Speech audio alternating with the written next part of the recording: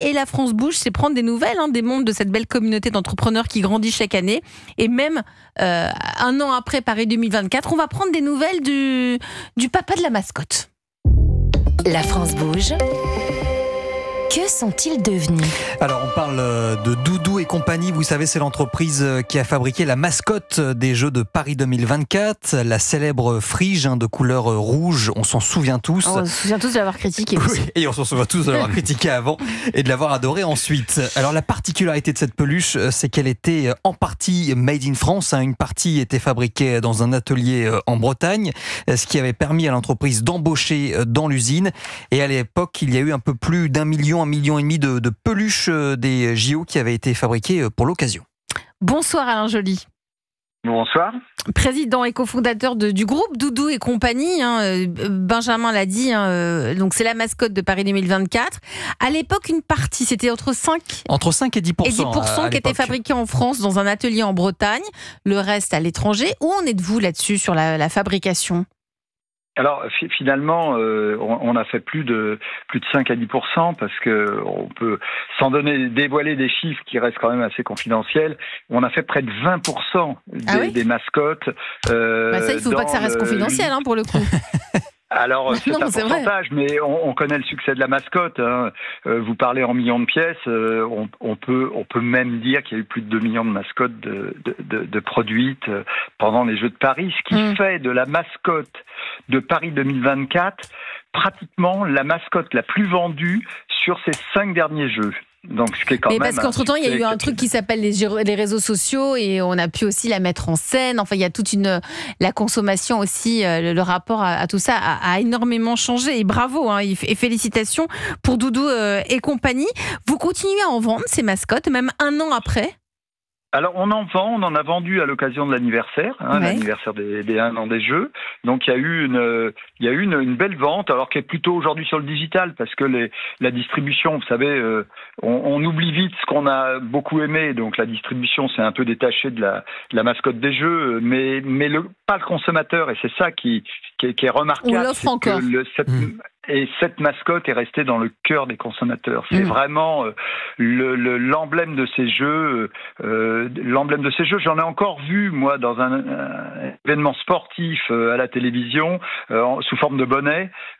C'est vraiment quelque chose qui restera. Et d'ailleurs, on continue à la produire en produit d'héritage pour le Comité international olympique. On continue à produire de la mascotte qui reste au musée de Lausanne et chez certains distributeurs étrangers. Alain Joly, y a-t-il eu vous aussi un impact JO ? Est-ce que ça signifie que le carnet de commandes aussi a grossi ? Est-ce que vous avez trouvé de nouveaux clients ?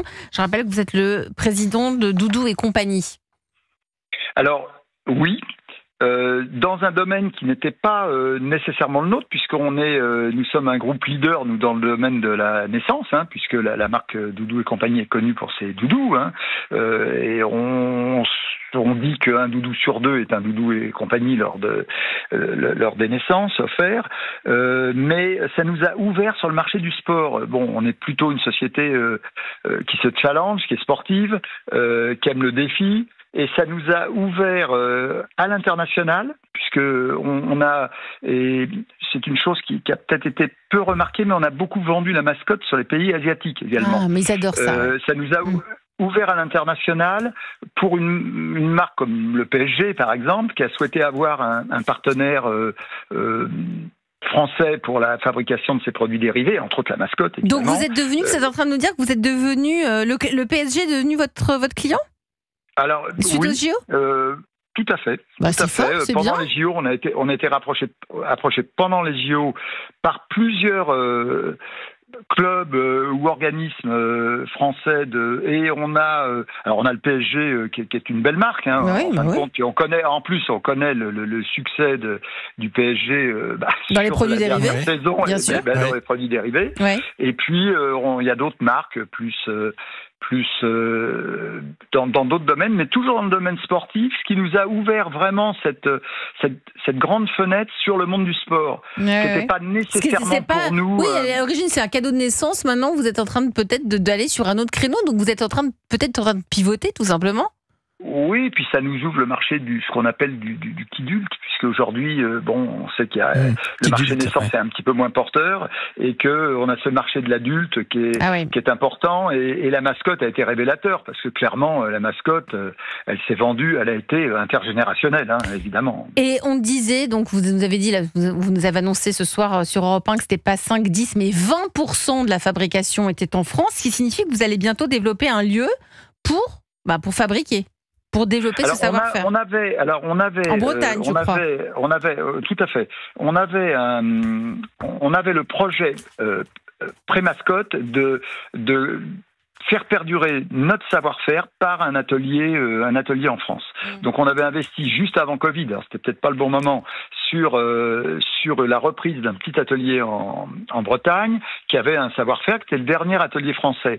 Ce petit atelier est devenu une usine, puisque à la taille du groupe, on avait dans notre politique de relocaliser, de réindustrialiser, parce que c'est pas vraiment une relocalisation, il y a plus de, fallait tout recréer, de relocaliser 5 à 10% de nos productions, et c'est vrai que le levier de Paris 2024, la volonté qu'avait le comité olympique de fabriquer une partie des produits dérivés en France a été un accélérateur de l'implantation. Donc cette maison, vous l'avez gardée et vous allez encore plus fabriquer à l'intérieur pour démontrer aussi, pour montrer votre savoir-faire. Tout à fait. Cette maison aujourd'hui, cette manufacture, c'est 30 salariés qu'on a conservés, bien sûr. Et un réseau de sous-traitance autour de cette usine. Elle est en Bretagne. Ça a créé de l'emploi, un peu d'emploi. Le bassin vitréen est plutôt un bassin qui souffre pas trop au niveau d'emploi, mais ça a créé une dynamique. Une dynamique sur quelque chose qui n'existait pas. Donc vous avez créé un nouveau produit, donc un nouveau besoin, et donc peut-être des nouveaux emplois. Merci Alain Joly. Je rappelle que vous êtes le président et le cofondateur du groupe Doudou et compagnie.